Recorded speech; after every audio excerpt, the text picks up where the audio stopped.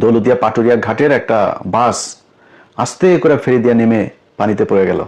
40-50 জন যাত্রী নিয়ে সেখানে আমি ভিডিও করার আগ পর্যন্ত যতটুকু জানতে পারলাম 25 জনের লাশ অলরেডি উদ্ধার করা হয়েছে। আরো কতজন মারা যাবে ঠিক নেই। আপনার এই মরার স্বাধীনতা তৈরি হয়েছে 1971 সালে যুদ্ধ মধ্য দিয়া।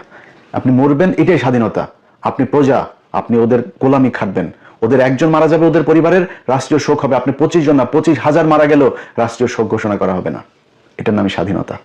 পাতলা পায়খানা পাশার মধ্যে হালকা একটু লিকুইড বের হইলেই মনে করেন এয়ার অ্যাম্বুলেন্স দাঁড়ানো থাকে, সিঙ্গাপুরে নিয়ে যায়। ওনার কাছে স্বাধীনতার ডেফিনেশন একরকম হবে। ক্যান্সার হওয়ার পরেও যে কিনা ক্যামো দেওয়া খুব জরুরি, সেই ক্যামোর সিরিয়াল পাওয়ার জন্য যে যার কিনা 3 মাস বসে থাকতে থাকতে মারা যায়, ক্যামো দিতে পারে না, তার কাছে ঢাকা মেডিকেলে যান, আপনি ক্যান্সার হাসপাতালে যান, আপনি সোহরাওয়ার্দীতে যান, মিটফোর্ডে যান, ওইখানে যায় পরিবেশ দেখলেই বুঝবেন যে স্বাধীনতা কাকে বলে। ওই মানুষের কাছে জিজ্ঞেস করেন, ও আপনার বলে দিবে যে স্বাধীনতা কাকে বলে। এই স্বাধীনতা ওনার জন্য কত উপকার করেছে। আজকে বাংলাদেশের যেটুকু অর্জন শুধুমাত্র একটা জায়গায়, সেটা হচ্ছে প্রবাসীরা দেশের বাইরে থাকে, এরা কিছু ডলার পাঠায়। এই ছাড়া বাংলাদেশের কোনো অর্জন নাই, কোনো জায়গায় কোনো অর্জন নাই। সেই মানুষগুলোরে গিয়ে জিজ্ঞেস করেন তাদেরকেও এই সরকার কতটুকু সুখে রাখতে পেরেছেন। একটা টিকিটের জন্য ঈদে দেশে আসতে পারেনি। সরকারের তো উচিত প্রতিটা ইয়েকে প্রতি 2 ঈদে সবাইকে সমপরিমাণ টিকিটের সমপরিমাণ টাকা দিয়ে দিবে সরকার।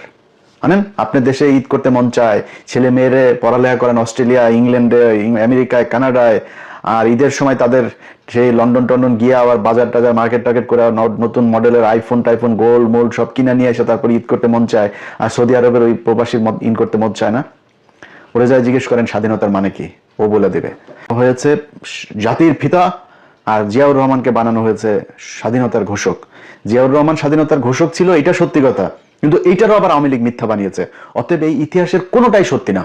সত্যি যে ইতিহাস, সেটা যদি নাকি করতে চাইতো তাহলে 55 বছরে করা সম্ভব ছিল। প্রতি বছর একটা মন্ত্রণালয় করা হয়, বালযুদ্ধ মন্ত্রণালয়। এই বালযুদ্ধ মন্ত্রণালয়টাকে আপনার একজন মন্ত্রী দেয়, প্রতিমন্ত্রী, উপমন্ত্রী, সচিব, উপসচিব, যুগ্ম সচিব, সচিব টচিব দিয়া বিশাল একটা অফিস নিয়ে সচিবালয় তারা দখল করে আছে। সেই মুক্তিযোদ্ধা মন্ত্রণালয় 55 বছরে আজ পর্যন্ত আমাদেরকে বলতে পারে নাই কতজন মানুষ মারা গিয়েছিল, কতজন মুক্তিযোদ্ধা, কারা আসল মুক্তিযোদ্ধা, কারা আসল রাজাকার, কিচ্ছু না। এটা একটা ব্যবসা। এই ব্যবসা করে বিএনপি আসলে বিএনপি খায়, আওয়ামী লীগ আসলে সবচাইতে ব্যবসা করে খায়। এই ব্যবসা করার জন্যই এই মুক্তিযোদ্ধাটাকে আমাদের সামনে এইভাবে দাঁড় করে রাখা হয়েছে। আর পাকিস্তানের সাথে আমাদের সম্পর্কটা সারা জীবন যেন খুব খারাপ থাকে এই ধরনের। এই জন্য গাজাখুরি এক গল্প, 2 লাখ আপনার এই মহিলাদেরকে করা হয়েছে, রেপ করা হয়েছে। ওরে বাবা রে বাবা, পাকিস্তানিরা তোমাদেরকে চলে না, সরি তোমাদেরকে। তো ওইখানে আরেক হলো কি 30 লাখ মানুষকে হত্যা করেছে। এই 2 বাল দিয়া মানুষকে বিশাল আকারে একটা ইয়ের মধ্যে ফেলে রেখেছে। এটার কারণ কি?